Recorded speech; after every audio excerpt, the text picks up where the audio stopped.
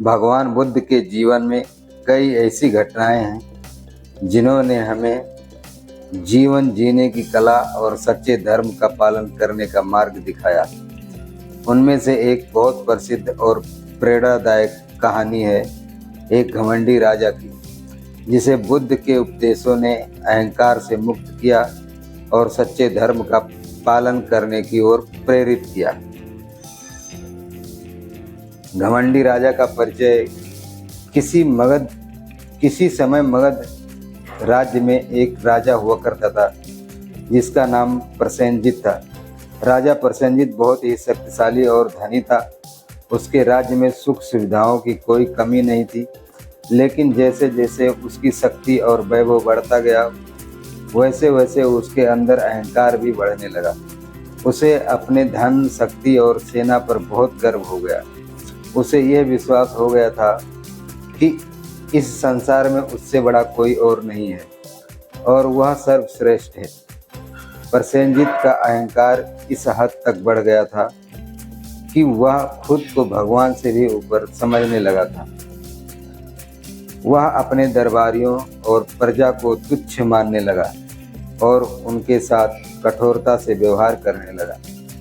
राजा का घमंड इतना बढ़ गया था कि वह ये भी भूल गया कि जीवन में धन, शक्ति और प्रतिष्ठा स्थायी नहीं होती और किसी भी समय इनका अंत हो सकता है।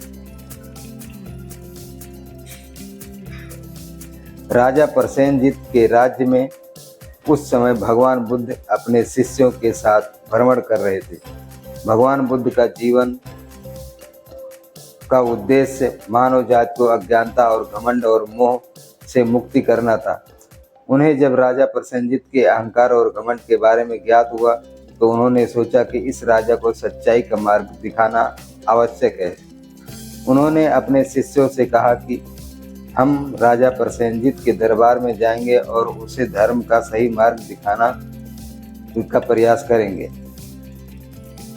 जब भगवान बुद्ध अपने शिष्यों के साथ राजा प्रसेनजित के दरबार में पहुंचे तो राजा ने उनका स्वागत किया, लेकिन उसके मन में एक अहंकार भरी भावना थी। राजा ने सोचा कि ये साधारण सा भिक्षु क्या मुझे उपदेश देगा? मैं इतना महान और शक्तिशाली हूँ, मुझे किसी की सलाह की आवश्यकता नहीं है। उसने बुद्ध से पूछा, आप इस राज्य में क्यों आए हैं? क्या आपके पास कोई विशेष संदेश है? बुद्ध मुस्कुराते हुए बोले, हे राजा, मैं यहाँ तुम्हें जीवन का सच्चा अर्थ समझाने और तुम्हारे अहंकार को दूर करने के लिए आया हूँ। तुम अपने आप को बहुत बड़ा और शक्तिशाली समझते हो, लेकिन सच्चा महान वही है जो विनम्र हो और दूसरों के कल्याण के लिए काम करे। राजा प्रसेनजित बुद्ध की बातों को सुनकर हंस पड़ा। उसने कहा, बुद्ध, आप मुझसे विनम्रता की बात कर रहे हैं, लेकिन मैं इस राज्य का सबसे शक्तिशाली व्यक्ति हूँ। मेरे पास धन, सेना और बल है। मैंने कई युद्ध जीते और कई राज्यों पर विजय प्राप्त की है। आप मुझे ये सिखाने आए हैं कि मुझे अपने अहंकार को छोड़ना चाहिए। क्या आपको नहीं लगता कि यह अहंकार ही मेरी शक्ति का प्रतीक है? बुद्ध ने शांतिपूर्वक उत्तर दिया, हे राजा, तुम्हारी शक्तियाँ और साम्राज्य निश्चित रूप से महान हो सकते हैं, लेकिन ये सब अस्थायी है। जीवन की सच्ची महानता धनोपार्जन और युद्ध जीतने में नहीं, बल्कि अहंकार को त्याग कर और दूसरों के लिए प्रेम और करुणा का व्यवहार करने में। बुद्ध ने एक उदाहरण देकर राजा को समझाने का प्रयास किया। उन्होंने कहा, कल्पना करो हे राजा, एक दिन तुम्हारी सारी संपत्ति, शक्ति और साम्राज्य छिन जाए। उस समय तुम्हारे पास केवल तुम्हारे कर्म और तुम्हारी अच्छाइयाँ ही रह जाएंगी। उस समय तुम्हारा अहंकार तुम्हें बचा नहीं पा सकेगा। जैसे एक पेड़ की जड़ें मजबूत होती हैं, वैसे ही इंसान के जीवन में उसकी अच्छाइयाँ और विनम्रता उसकी सच्ची ताकत होती है। अहंकार और घमंड इंसान को अंततः विनाश की ओर ले जाते हैं। बुद्ध ने एक और उदाहरण देते हुए कहा, यदि एक राजा एक बगीचे में जाता है और वहाँ सभी पेड़ों के ऊपर अपना अधिकार जताता है, तो क्या वह पेड़ उस राजा के अधीन हो जाते हैं? नहीं, क्योंकि पेड़ तो प्रकृति के नियमों के अनुसार फलते फूलते हैं। उसी प्रकार जीवन में भी सब कुछ प्रकृति और समय के अनुसार चलता है।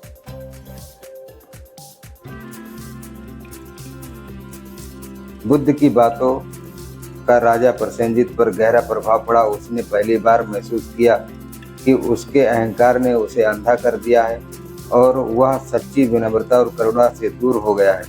उसे यह एहसास हुआ कि उसकी ताकत और धन अस्थायी नहीं है और वह उन्हें लेकर घमंड करने की भूल कर रहा था। राजा प्रसेनजीत ने बुद्ध से विनम्रता से कहा, हे भगवान, मैंने अब समझा कि मेरा अहंकार मेरी सबसे बड़ी कमजोरी थी। आपने मुझे सच्चाई का मार्ग दिखाया। कृपया मुझे बताइए कि मैं कैसे अपने जीवन को सुधार कर सकता हूँ और सच्चे धर्म का पालन कर सकता हूँ। बुद्ध ने राजा को कुछ महत्वपूर्ण बातें सिखाई। सबसे पहले अहंकार का त्याग करो। अहंकार मनुष्य को विनाश की ओर ले जाता है। सच्चा धर्म विनम्रता में है और जब व्यक्ति अहंकार छोड़ देता है तभी वह सच्ची शांति प्राप्त कर सकता है। जीवन में दूसरों के प्रति करुणा और दया का व्यवहार करो। जो मनुष्य दूसरों के कष्टों को समझता है और उनकी सहायता करता है वही सच्चा धर्म पालक है। धन और शक्ति का मोह। धन और शक्ति अस्थायी नहीं है, इसलिए उन्हें लेकर घमंड नहीं करना चाहिए। जीवन में सच्ची संपत्ति अच्छाई, दया और परोपकार है। ध्यान और साधना के माध्यम से मन की शुद्धि करो। जब मन शुद्ध होता है तो व्यक्ति सच्ची शांति और आनंद प्राप्त कर सकता है। एक सच्चा राजा वही होता है जो अपनी प्रजा का कल्याण करता है। अपने राज्य में न्याय और धर्म का पालन करो और अपनी प्रजा की भलाई के लिए काम करो।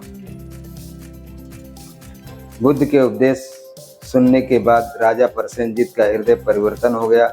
उसने अपने अहंकार को त्याग दिया और विनम्रता और करुणा के मार्ग पर चलने का निश्चय किया।